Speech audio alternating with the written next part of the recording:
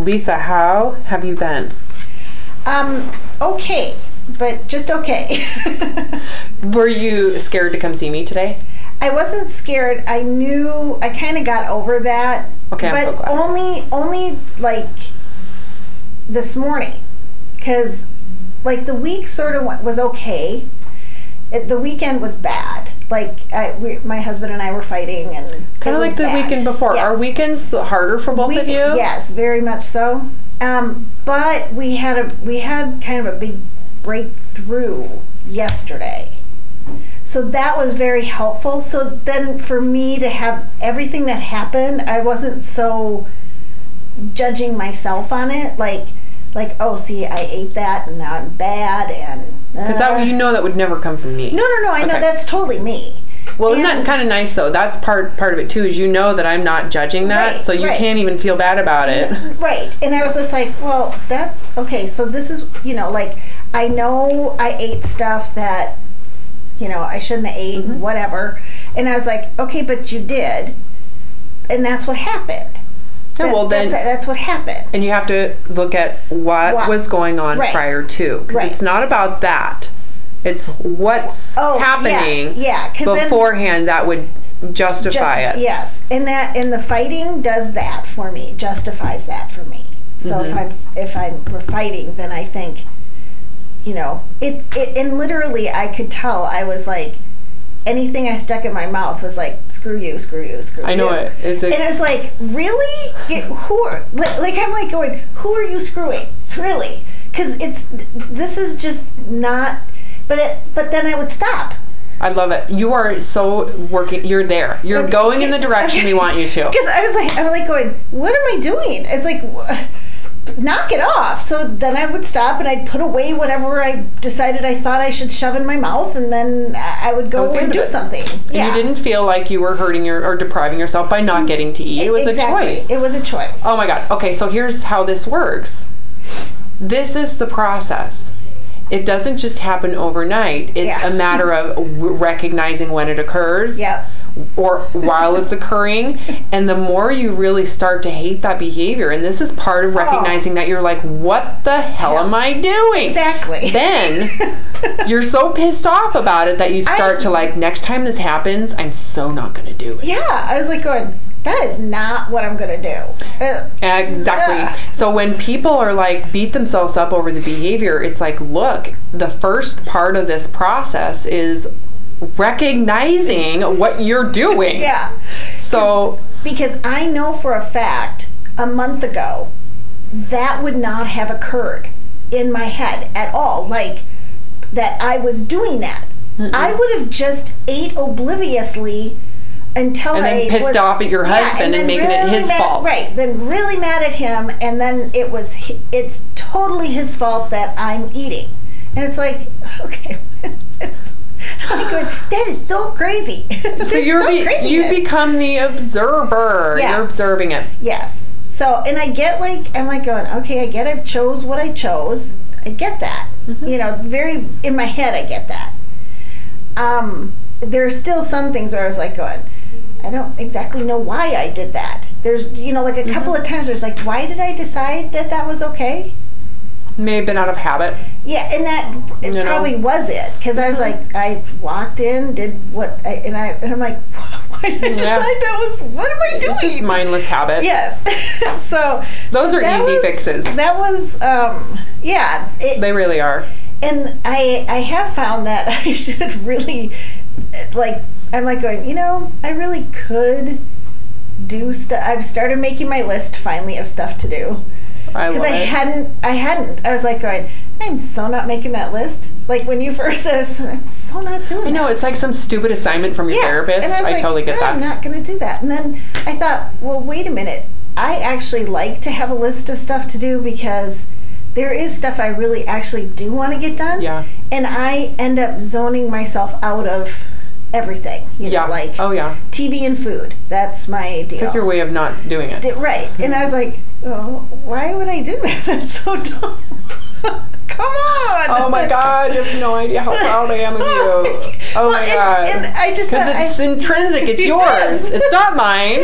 I'm not. It's like you're not here to like, please me? No. And that was kind finally of kind of got it. Yeah. This isn't about Robin. This morning was like that, and I was like, well, I know she doesn't.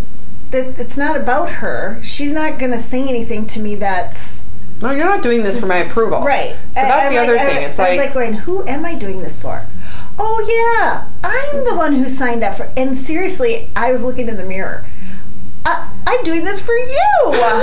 Did you say that to yourself? Yes, I'm like you in the mirror. Oh my God, isn't it kind of funny though? But until you come to that yourself, where it's really peaceful and quiet, and you're like, oh my God, I'm doing it for me, and I want to do it for me. Yes. That is a real exciting moment. It is. I was just like, oh. Well, we kind of had to strip you down a little bit to get there. I get that. Yeah. I do. Right? Scream and yell and point my finger and say, you can't do that. You suck, but you don't suck. Yeah, you don't really suck. Really. But you really suck. Yeah. But I love you. I hate you. And I completely understand that. Yeah. So, yes, it was. Some of it is getting to know me, though, because if you've ever been in therapy, a lot of times you're not doing it for yourself. You're doing it for the image of what you want and how you want someone to perceive you, which is all fake. Right. But Absolutely. if I like you unconditionally, it's like all of a sudden you're like, oh, well. Okay. Shit. I'm like thinking, she doesn't care if I suck or not. I know. I'm like thinking, oh, wait a minute. I should go in and look a certain way. Like, seriously. Really? And I was like going... Have you not... have you not noticed? I said, where do I get that hat she has? Because apparently I need to wear a hat. Well, the hat is I don't want to do my hair today. When I wear my hats, it means this right here needs to be put away. And I thought, really, Lisa? Come on. Because...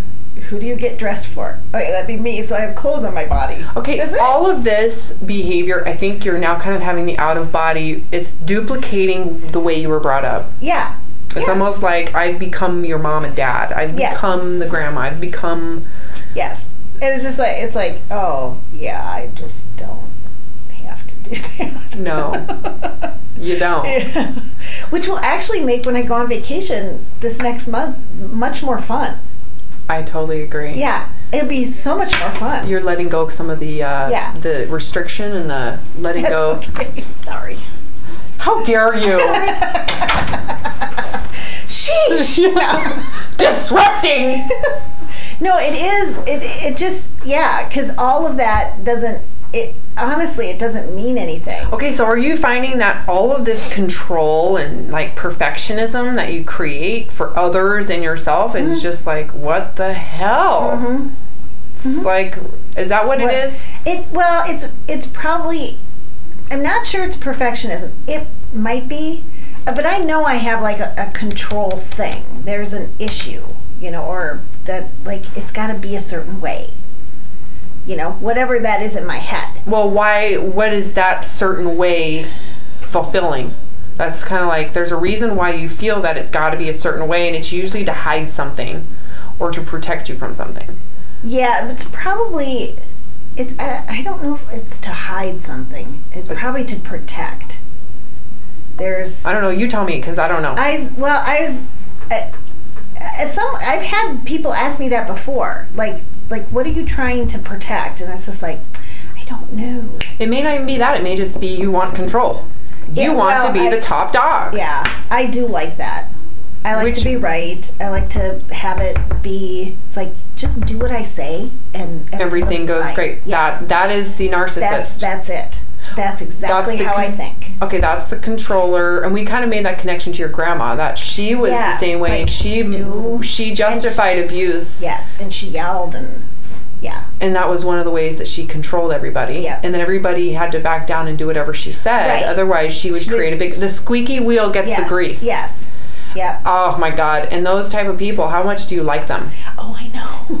And the funny thing was, I love and adored my grandma, but it was just like. But that's because she loved, and you were right. I was on the pecking order. Yes. Is this the grandma that cooked you the cookies? No, this was the grandma who cooked the meal. Like, she'd made meals like in lard and. Got it. Oh, yummy. Okay, yeah. Oh my God, yeah. And the one thing this week too was that I found, I was like going, the whole taste of food is changing. Although that salt thing is just kind of kicking my ass. I don't know how to that I still want a lot of salt for some reason. Well, there's hardly any. You're eating all raw and fresh. Yeah, well, it is like. So you're not getting as much salt. So you need to be drinking salt. You need drinking and putting salt on it. I mean, you might actually need that. The incredible thing about the human body in the mouth is that when you actually have too much salt, your taste will change. It'll start to be gross. Yeah. So you might need it. If you're craving it and needing it, that may be a sign that you actually need more salt. So don't question the human body. Don't question the human body. Okay, gotcha. It knows way more than you do, and me. Yeah. So just do what it says. All right. Gotcha. I'm really wanting to meddle in your business. How did you do with your husband? Because when we left off, that's a big part of your issues with food. Huge. Is it when you can't control him? I mean, we kind of talked about when he's not controllable, you're then going to go to food as the next. Yeah, I do that, and then I do when I feel like I'm not being, or that I'm being ignored in our relationship. I don't even have to, we're not fighting or anything, but I just, he's gone and worked, and then, I maybe only talk to him for 2 minutes in a day. And then the next day may be the same thing, and the next day might be the same thing. And I was like, okay, come on, isn't this supposed to be a relationship? Is it because he's just super busy? Yeah, usually it's just because he's super busy. So it has nothing to do with his love for you? No, it doesn't. It doesn't. I did yesterday after we were fighting. Because I basically said to him, I said, you know what, when you get back from Vegas, that's fine, I'll be gone. We'll just end this right now. Were you threatening him? Were you hoping to manipulate him? Or you were let's just do it? Yeah, I was just I can't do this anymore with you. I just can't. Mm-hmm. And I wasn't screaming that at him or, I was just I can't do this. So you meant it. You really meant it. Yeah. And then because he was yelling at me. And then he calmed down, and he goes, well, that's not what I want. And I'm like, okay. I go, then you have to calm down and talk to me. You can't scream at me and think because I have done that to you that's. I said, you can't bully me too, because that's what you think that doesn't work. How was it to be on the other side of it? Yeah, well, I so don't like that. Well, do you just shut down and you don't even hear a word he's saying? Or right. But he's yelling and everything, and most of the time I just am F you. And no, you don't even want to hear it, even if he's right? Yeah, even if he's right, it doesn't matter. It's you can shut up now because I'm not listening to you anymore. But then he sat down and we talked, and the one thing I really had gotten was that I'd never been able to explain to him how it really felt for me, how it felt, how I feel about how we are in this relationship. And because I tell him, well, you're not there for me. That's my big sentence, it's you're not there for me. And he never understands that. So that was the deal. Okay, that feeling, is that how you felt with your parents? With my mother, I felt that way. She was just never unavailable. She was unavailable because she worked full time. She had 5 children. Yeah, she probably had a very stressful situation. Yeah, she had a lot of kids. And how much guilt do you think she had as a mom? Yeah, I'd say none, because you ask her, she doesn't feel guilty one damn bit. And do you think that's because she says that and acts that way because she does feel guilty? And guilt would be a sign of I don't know, being weak inside. Usually when people are that hard, it is because they're compensating for how sad they are. Yeah, it could be. And they can't. It's saving face. Yeah, she doesn't apologize for how. Oh, it sounds like it to me. Yeah. So. She really isn't hard. If she apologizes, that means that she's on the lower end of the totem pole. Yeah. And she would rather not apologize. Right. Well, and that's how I am. I would rather not apologize. And I'm like, well, that's just silly. Well, who is it hurting? Right. Because that just hurts me. I was like, well, that's dumb. Mm-hmm. So, yes. So, and yeah, got through that conversation. I had this incident I didn't even know I was upset about that I said, this was the thing. This is where it started. This happened, and I called you, and I was kind of panicky, and it happened because I hit a bin on the freeway, and it like lodged under my car, and I didn't know what to do. It was scary. Mm-hmm. Right. And loud, scary. I didn't know what to do. On the freeway. Melting the bin under my car. Smelling melting plastic. Okay, so you're freaking out. So I'm freaking out. And I called him at work, and he didn't just say, honey, I'm on my way. He didn't do that. And that, to me, was upsetting. Okay, so you are the creator of a ton of chaos. Yeah. Because you have some idea of perfection that he will never fit that. Ever. Never, ever. No one in this world will ever meet not your my standards. Son, not anybody. No one in the world. So, no. So whoever you choose next is going to be your next victim. Yeah. I'm just being brutally honest with you. It would be the same thing. It's the next person is, it's their job to be there for you in the way that you want them to be there. Exactly. And you know what's great about food is it's always there for you whenever you need it, however you want it, in the depth of your desire. Exactly. It's the perfect marriage. Exactly. You and food. And if I don't have it in my house, you know what? I can actually go to the store and get it. You want. You got it. That is the deal. So who, if you take a look at this big picture, what is the solution? That I be there for me. Correct. Yes. It comes back to that, you need to recognize, where you've become kind of, it's not even that, because that's all a side effect of you're not there for you. Right. Someone taught you that it's required that someone outside of you be there for you. And if they're not, oh man, it's your right to abuse them. Yeah. Then I can be mad at them and make them feel bad about it. I can be mean and... Because if they didn't do exactly as you say, the way you say it, it's all the definition. You have this definition of what is perfect. Right. What I think is appropriate. Is what a relationship is. Mm-hmm. Instead of always creating the relationship. Yeah. Because I'm not creating it. Well, the sad part is this. Because your self-worth is so attached to whoever you're with, that it will never work. No.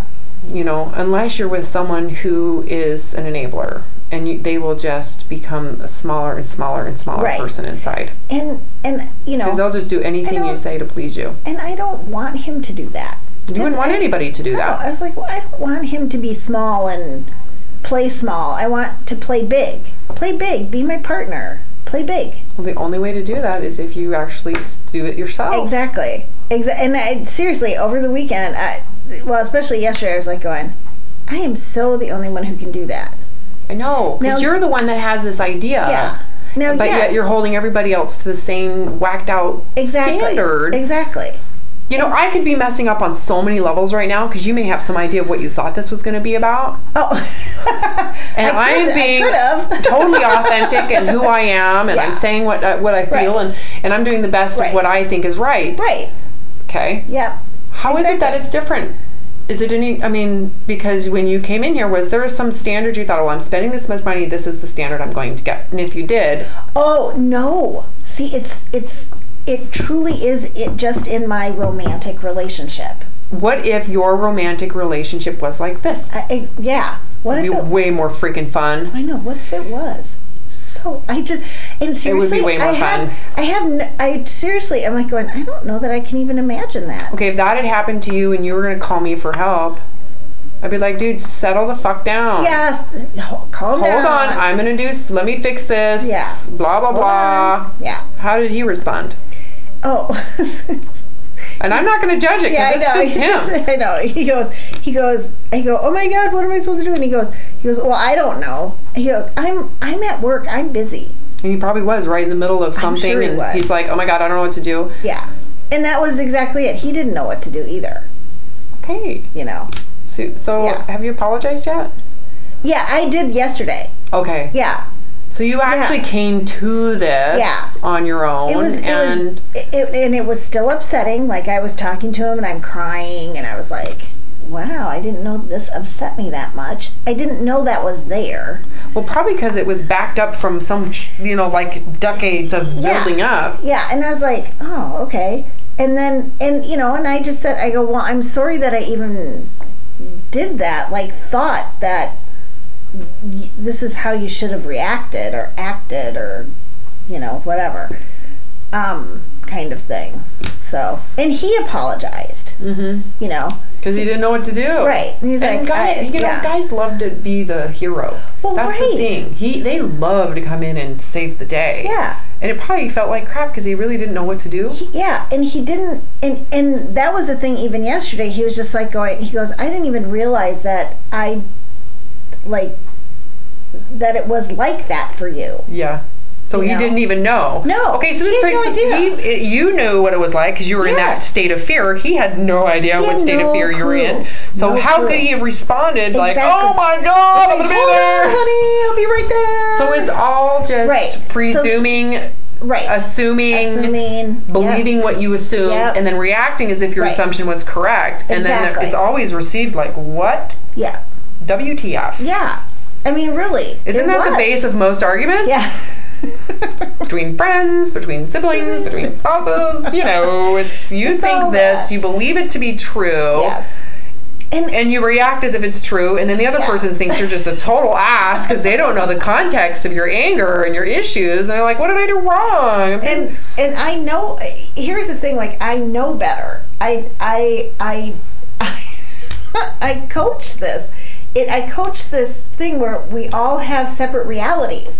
I coach this. Oh my God! I am a coach in this, and I was like, wow.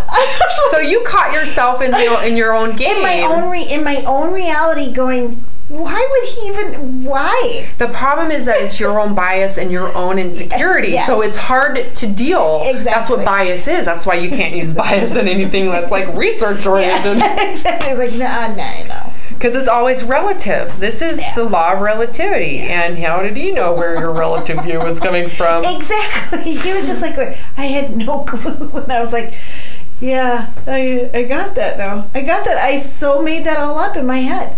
And reacted. And I so did. And I get that I was panicked, and that was a real panic, fear thing that was going on. And I get that. So something as simple as that. Mm-hmm. Became, we're going to leave you when you come back from Vegas. Oh, yeah. And actually that happened like 3 years ago. Okay, got it. So, it came to, it has, like, boom, it was boom, like boom, going, I didn't know that's what triggered all of this. Okay, so when you actually apologized for all of this, that's why you were so emotional. Yeah. Because it was really something that was bigger emotionally than you ever When thought. I cried a lot yesterday, like a lot. Like all of a sudden I'd just start crying. Because you were feeling bad about it? Like actually emotionalizing it? It just was because I would cry. I wasn't feeling, there wasn't anything, You menopausal? I'm watching the Academy Awards. And I was like, I can help you. I wonder if the moon was like in a weird position yesterday. I mean, just yesterday, I was like going, oh, okay, all right. Okay, so since you kind of had that, come to Jesus with your husband, better? Yeah. Need for food? Not there? Not like, because I thought, oh, today, like, sure, because I was, upset yesterday. I thought, oh, today will be bad. Like I ate stuff yesterday but nothing, like, and then I stopped. I was like, going, why am I doing this? It's not helping. It's not helping. Okay, so here's the thing. So when things aren't turbulent, you don't really think about food as much? I don't. The only time I really think about food, or not even maybe think about it, but am prone to go into the kitchen is at night, like between 7 and 10. And then, or the weekends if I'm home. That's boredom and kind of like anxiety or anxiousness just sitting there. And hence the list. I was like going, I'm pretty sure this list would actually do me some good So but it is even better when you decide. Yeah. Well, that's really important. That was the deal. And I thought, well, there's stuff. I was like looking around. I'm like, holy crap, there's a whole lot of stuff I need to get done in my house. And when you actually get it done, it's like you feel like, oh my God, I'm actually doing stuff. Because your energy should be good. With the lack of cheating, you'll notice that your energy starts going. Yeah. When you do cheat, you'll notice that it kind of comes down again. Yeah, because then if I cheat, then I was like going, adrenals. Oh, I need to. That's your adrenals. That's all that leptin. It's crazy how it's just minor things right now are so magnifying that system, but it's, every step you go, you're moving forward. That's the great news. Yeah. That it's like you are headed in the right direction, and if you keep on going this direction, what's going to be the outcome? Right. Yes. You should be done. Yes. Food will no longer need to be there as a crutch. There will come a point where all of the chaos that's created from a state of mind or assuming and making assumptions and believing they're correct, blah, blah, blah, those will be more minimal because you're less prone to do it again. Right. Especially when you finally admit it. Yeah. Just the admittance of it is almost like, I'm letting go of a lie. Yeah. Crap, I didn't just like, Yeah, like I don't need to do that anymore. All that festering energy. I know, and that is just it too. It's like, wow, I don't really need to do that anymore. It's like telling the truth. Yeah. A hard truth. Yeah. That is to me one of the most amazing experiences, and that to me is what addiction really is there's this lie and you're lying and you got to hold the lie in and you can't false fronts, which you feel bad about anyways, but when you finally just tell the truth, it's like, why didn't I do that sooner? Right. Like I've been living this way just to make up for this stupid ass experience of this from here. Where I could have just fixed it immediately, and you start to be more active about telling the truth. Yeah. And you just Well, and that was the other thing my husband and I talked about, because he's got a couple of things he needs to tell the truth on that, because he has an addictive personality too. Well, I can see that. Yeah, and it's just like, okay. There's two sides to this, Like, there's especially, there's just the smoking thing I think he can deal with, like, because he's done it before. It's like, okay, well. Yeah, but as well as I do, it really has to be a choice. It's just like. He has to do it for him. You got it. It can't be for you, and you're doing the same thing. So it's like you want him to have the moments in his mind where he's like, why am I doing this? What is the point? Wait a minute. Well, and the other thing is, does he smoke too? Because if you've had your thumb on top of him, is smoking his way of finding some type of freedom? It probably, yes, I would say over whatever the addiction is. He's gonna find an outlet from that. Yeah, although he will smoke, like he'll start smoking and I won't know. And it won't be anything that had to do with me. It'll be something happened at work, something blah, blah, blah, whatever. It's like you hiding food so he doesn't know that you're breaking the program. Yep, same thing. So, but for me, like going, okay, it has to be this way, it has to be this way. Then he goes and looks at porn. Well, he's a man. Yeah, and especially if you haven't been intimate. Yes, and that's his way of feeling good about himself. Correct. And that's what he does. And I was like, that will go away.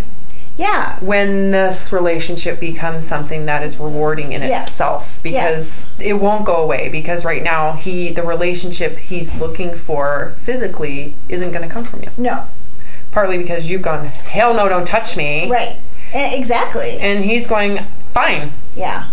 That's fine with me. This will heal. All of that is a byproduct. Yeah. Right. It's a side effect or consequence, a behavioral consequence of something that's poisonous inside. Yeah. And when the poison stops, those will go away. It's like you and the eating stuff. It's like if you didn't have the need to control someone and then them not do it as you wanted to, or they're not there for you the way you want it to happen. If you don't need someone to do that for you, you won't need food to do that for you either. Right. Right. It's easier said than done. Yes. Well, yes. And I still, like I totally got this week when I was like, I'm like, oh, I just ate that piece of candy. Okay. Huh. All right. For what? And why was I doing that? What was the deal?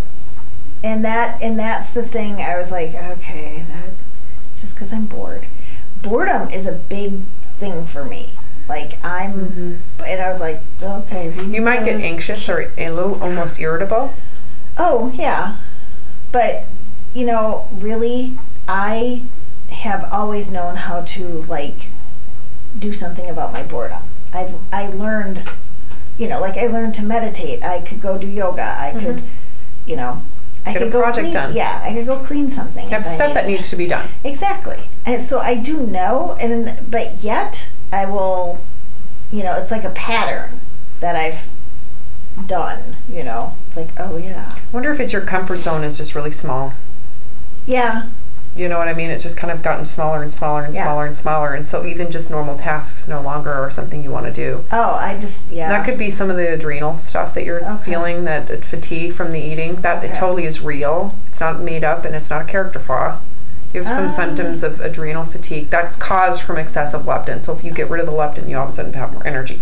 If the cheating that you're doing, the little bits are perpetuating that. Okay. You give yourself, if you can remove yourself from that food for those reasons, you'll start noticing that you actually have a little bit more energy. Okay. But, when you come to the, I probably should have something to do because I need to do it anyways. Yeah. Try that this week. Yeah. And I bet you'll notice that because you're not eating to pacify that,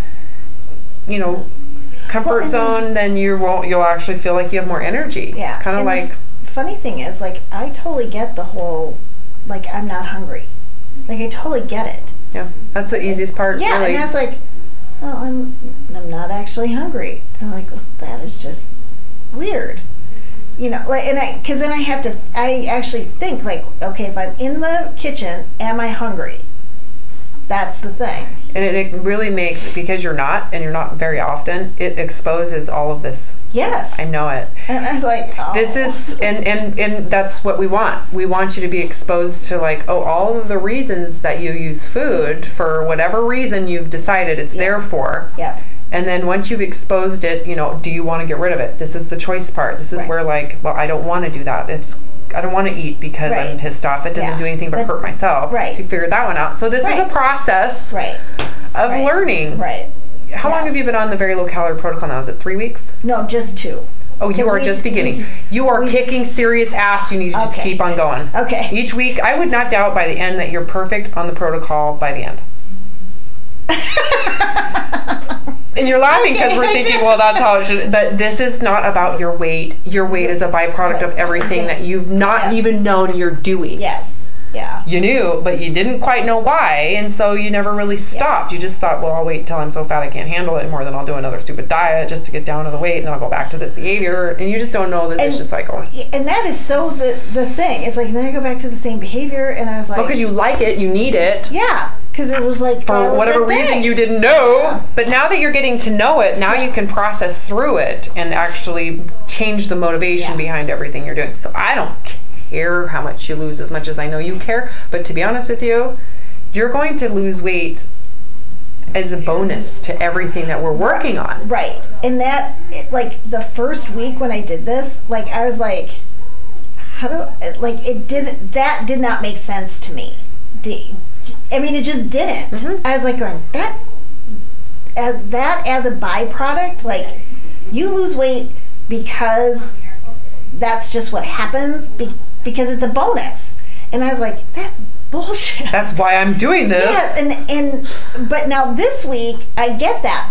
Mm-hmm. It's that kind you need to go back a little more. Okay. It does. This is where people who read Weight Loss Apocalypse the first time without doing the protocol, they go, yeah, that's great. You need to go back and read it. Oh, okay. Because you're probably gonna read it and go, oh my god, that's so true. That's what happened. Because now you're in it. And how do you describe this? Until you do it. Exactly. And your perspective is unique to you, so I can't even paint the picture of what you're going to experience. Yeah. It occurs as you're going through it, and you're exposed to yourself. It's like looking in the mirror. Yes. And you're like, holy crap, I didn't even know this is what I was doing. Exactly. Until it all starts with, you're not hungry. Yep. What are you doing? Right. It starts with hungry. What am I doing?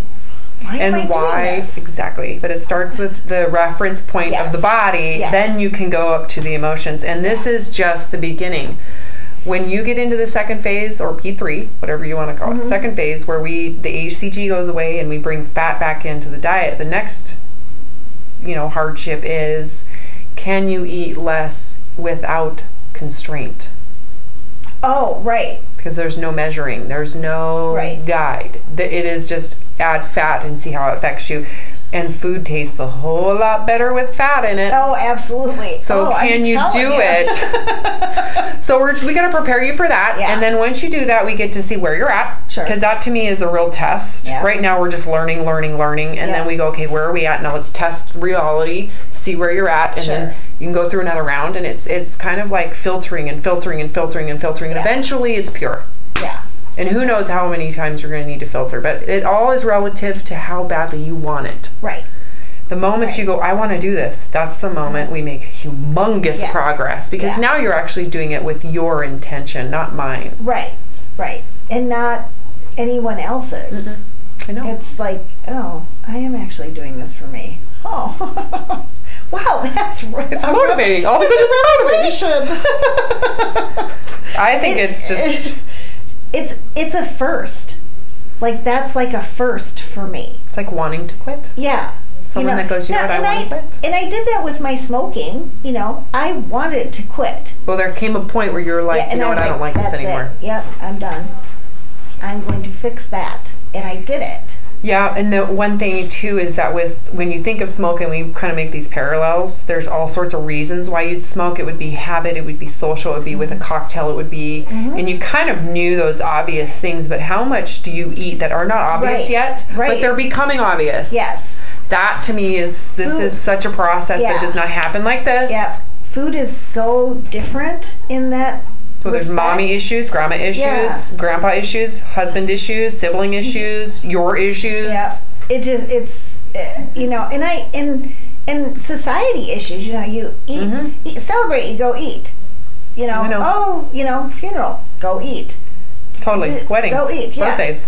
And we're having people at our house on Saturday because we have my mother-in-law's funeral on Saturday. So it's like, okay. You've got to learn to live in this environment. Yeah. Well, I mean, it was like going to dinner with my family. I was like, I wasn't hungry, so I'm not eating. That was a big deal. It was a big deal for me that I could do that. And this is another test. And it's like, that's okay. And here's the thing, I'm making stuff though that I can actually eat. Like it'll be stuff I can eat. Protocol worthy. Yeah, and then I'll have stuff that I don't eat, which is fine. Oh, it's a hormonal therapy. Yeah. That's really how you need to see it in that environment. Like, it's not worth it. This isn't a diet. This is a hormonal therapy. And if anybody asks, I'm on a hormonal therapy. Just kind of keep it rational. Yeah. But as much as some of this is going to feel vulnerable, it's like I'm telling you as an addict to go into the addictive world. Yeah. And you have to. The only way to develop confidence is to go out there. Yeah. And choose. Be prepared. It's very hard for me to, the other thing. So now after this, I'm going to the grocery store. I've only been to the store once. I hate going in there. That is a big, because I pick stuff. I just pick stuff that I'm like going, you're not supposed to eat that. Be conscious and aware of what you're doing. Today might be a little bit different because of yesterday, and I have a list. Why would today be different because of yesterday? Well, because I'm much more conscious of what I can eat. So it's not it's because I go to the store and, I could, let's put that in there and I'll put it somewhere in my house. And I was like, really? Is that what you want to do? I see what you're saying. It's not yesterday. It's what you came to. Oh, yes. Right. I'm so excited for you. So you have a new perspective and you're going to test it out today. Yes. So I'm going to the store. I'm going to delete. I think you had a stellar week.